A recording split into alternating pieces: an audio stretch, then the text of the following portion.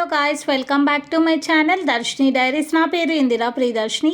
ఈరోజు మీ అందరికీ కూడా టమాటో పండుమిర్చి నిల్వ పచ్చడి చేసి చూపిస్తాను. వీడియోని స్కిప్ చేయకుండా స్టార్టింగ్ నుంచి ఎండ్ వరకు చూసి చెప్పిన టిప్స్ అన్నీ ఫాలో అయ్యి మీరు కూడా నేను చేసినట్టు ఎగ్జాక్ట్ మెషర్మెంట్స్తో చేస్తే చాలా టేస్టీగా వస్తుంది. ఇప్పుడు మనకి పండుమిర్చి బాగా దొరుకుతుంది కదా, తప్పకుండా అందరు కూడా చెయ్యండి. ఇది ఫ్రిడ్జ్లో పెట్టుకుంటే 2 months వరకు, బయట పెట్టుకుంటే 1 month వరకు పాడవ్వకుండా నిల్వ ఉంటుంది. And also if you are new to my channel, ఇంకా నా ఛానల్ సబ్స్క్రైబ్ చేసుకోకపోతే ప్లీజ్ సబ్స్క్రైబ్ చేసుకోండి. అండ్ ఆల్సో ఈ వీడియోకి కూడా లైక్ చేయండి. టమాటో పండుమిర్చి నిల్వ పచ్చడి వేసుకోవడానికి ఈరోజు నేను 1/2 kg టమాటా తీసుకున్నాను. అందులో ఎగ్జాక్ట్గా సగం అంటే 1/4 kg పండుమిర్చి తీసుకున్నాను. ఈ రెండింటిని మనం క్లీన్గా వాష్ చేసుకున్న తర్వాత ఒక డ్రై క్లాత్తో వీటిని క్లీన్గా వైప్ ఆఫ్ చేసుకోవాలి, వాటర్ ఏమైనా ఉంటే. ఎప్పుడైనా సరే నిల్వ పచ్చడి చేసుకోవాలంటే మనం అందులో యూజ్ చేసే అన్ని ఇంగ్రీడియంట్స్ కూడా తడి లేకుండా చూసుకోవాలి. అప్పుడే ఆ పచ్చడి అనేది ఎక్కువ రోజులు నిల్వ ఉంటుంది. సో నేను టమాటాలు, పండుమిర్చి రెండు కూడా ఒక డ్రై క్లాత్తో క్లీన్గా తుడుచుకున్నాను.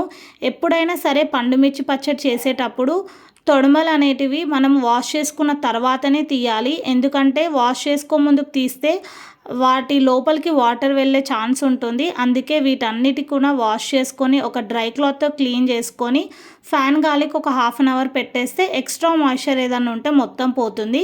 అప్పుడు వాటికి ఉన్న తొడుమలను తీసుకొని ఇప్పుడు వీడియోలో చూపిస్తున్నట్టు ఇట్లా పీసెస్లా కట్ చేసుకొని పక్కన పెట్టుకోవాలి. ఇప్పుడు నెక్స్ట్ ప్రాసెస్ ఏంటంటే ఒక కడాయి తీసుకొని అందులో 2 tablespoons స్పూన్ల ఆయిల్ వేసుకొని మనం ముందుగా కట్ చేసి పెట్టుకున్న పండుమిర్చిని కూడా అందులో వేసుకొని ఒక 2-3 minutes ఆయిల్లో సాట్ చేయాలి.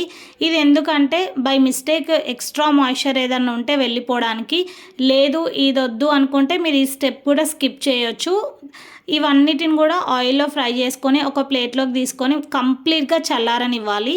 ఇప్పుడు అదే కడాయిలో ఇంకా 2 tablespoons ఆయిల్ వేసుకొని మనం ఇందాక తీసుకున్న 1/2 kg టమాటాస్ని పీసెస్ లాగా కట్ చేసుకొని ఈ ఆయిల్లో వేసి ఈ టమాటాలని బాగా మగ్గనివ్వాలి.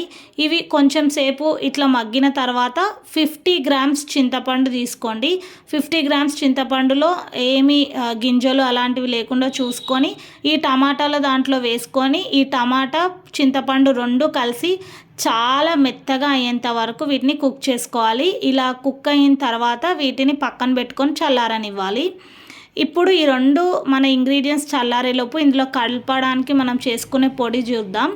అందుకోసం ఒక tablespoon మెంతులు, 1/2 tablespoon జీలకర్ర, 2 tablespoons ఆవాలు వేసుకొని లో ఫ్లేమ్లోనే వీటిని కలర్ చేంజ్ అయ్యేంత వరకు ఫ్రై చేసుకుంటే సరిపోతుంది. వీటిని అస్సలు మాడనివ్వద్దు. ఎప్పుడైనా సరే మనం పొడులు పచ్చళ్ళలో వేసుకోవడానికి యూజ్ చేసేవి ఎప్పుడు మాడనివ్వద్దు. వాటిని కూడా చల్లారిన తర్వాత పౌడర్ చేసుకొని పక్కన పెట్టుకోవాలి. ఇప్పుడు మనకి ఆల్రెడీ మిర్చి చల్లారిపోయి ఉంది కదా, దాన్ని మిక్సీ జార్లోకి వేసుకొని కచ్చా పచ్చాగా ఇట్లా చూపిస్తున్నట్టు గ్రైండ్ చేసుకొని 50 grams సాల్ట్ వేసుకోండి. మీరు కల్లుప్పు ఉంటే అది కూడా వేసుకోవచ్చు. నా దగ్గర అది లేదు, అందుకే నార్మల్ సాల్ట్ వేసి మొత్తం కూడా గ్రైండ్ చేసేసుకున్నా. ఇప్పుడు పండుమిర్చిని గ్రైండ్ చేసుకున్న మిక్చర్ని ఒక బౌల్లోకి తీసుకొని పక్కన పెట్టుకుంటున్నాం. ఇప్పుడు నెక్స్ట్ ఏంటంటే ఆల్రెడీ మనకి టమాటా, చింతపండు కూడా మనకి చల్లారిపోయి ఉంటుంది. దాన్ని కూడా మిక్సీలో వేసుకొని మెత్తగా మిక్సీ పట్టుకోవాలి. తర్వాత ఇందాక మిర్చి మనం మిక్చర్ ఉంది కదా, అందులోనే ఈ టమాటా మిక్చర్ను కూడా వేసుకొని ముందుగా చేసి పెట్టుకున్న ఆవాలు, మెంతి పొడి కూడా అందులో వేసుకొని ఈ 3 బాగా కలిసేంత వరకు బాగా మిక్స్ చేసుకోవాలి. ఇది లాస్ట్ స్టెప్. ఇంకా ఇది టమాటా పచ్చడి ఇట్లా చేసుకొని మీరు దీన్ని ఫ్రిడ్జ్లో పెట్టుకొని కావాల్సినప్పుడల్లా తీసుకొని పోపు వేసుకొని కూడా మీరు తినొచ్చు. లేదా ఒకేసారి పోపు పెట్టుకోవాలంటే కూడా ఇప్పుడు నేను వీడియోలో చూపిస్తున్నట్టు ఈ ప్రాసెస్ని ఫాలో అవ్వండి. కొంచెం నిల్వ పచ్చళ్ళకి ఆయిల్ ఎక్కువ ఉంటేనే బాగుంటుంది. అండ్ దట్టు పల్లి నూనె యూజ్ చేస్తే బాగుంటుంది.